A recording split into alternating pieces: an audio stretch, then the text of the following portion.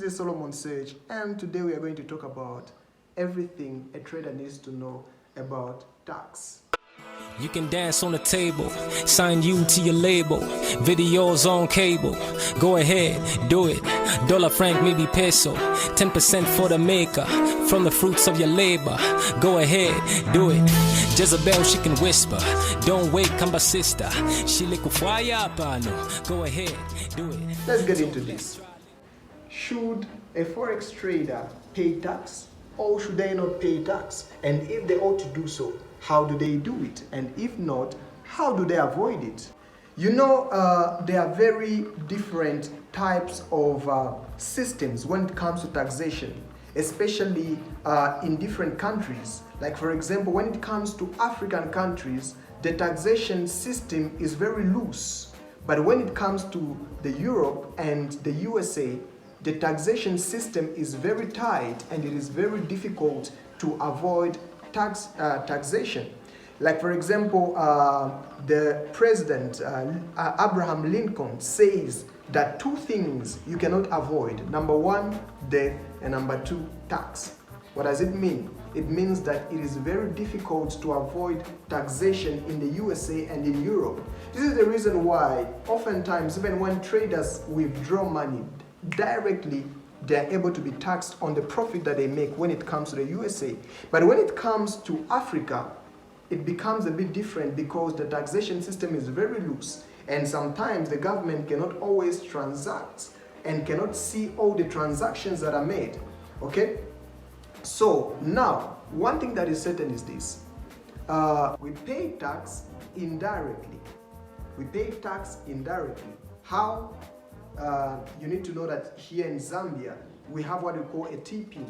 So which means is an identification number that is given to every citizen and it is connected to every bank account. So which means when you make an entry and when you make an exit, when it comes to bank transactions, there is a certain fee that is withdrawn, and the certain fee does not go just to the bank but also to the taxation of the citizen. And not only that, we have monthly fees that are connected to every debit card, that are connected to every bank account, and a certain percentage also goes to the taxation of a citizen. This is an indirect way of paying tax. However, when it comes to the direct way of paying tax, it is easy when it comes to people that are in the US, because every withdrawal they make, there is already a taxation system that is in place.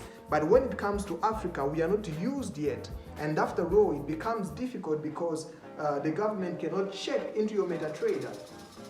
And even if you ought to withdraw, how do they know that you have indeed withdrawn? Especially when you use methods like Bitcoin, methods like Skrill, it becomes very difficult for them to be able to track your transaction. However, one thing is certain is that as a citizen, a good citizen, you ought to do your best to pay your taxes, especially knowing that taxation is good because it allows your country to run very well and to be able to get to the next level.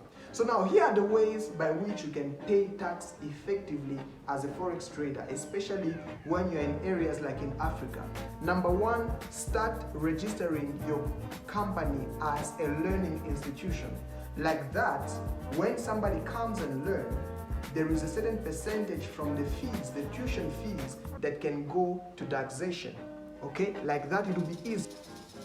And after that, that's when now when your system, the system of your country, easily adapts to trading, that's when now you can venture now into shifting from just a learning institution to a trading institution. Like for example, here in Zambia, we do not have, when we went to ZRA,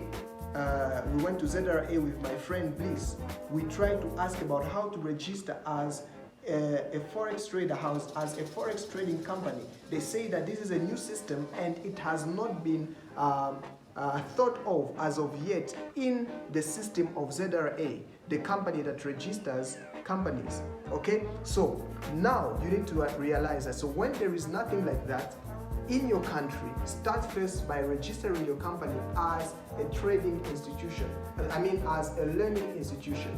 And after you've registered as a learning institution, begin to check how you can find out how your country has evolved towards the current system.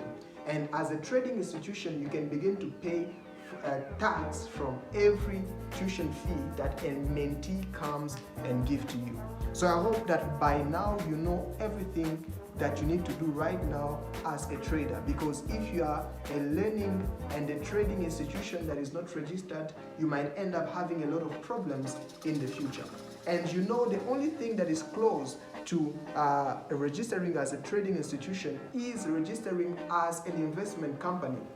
And registering as an investment company is difficult because you need in Zambia, you need about 6 million kwacha for you to have that investment company. And it is very difficult for many. Many people cannot afford that. So the best thing that you can do is to register as an institution and a learning institution, and afterwards, that's when the system is up to date, you can now get into the trading institution.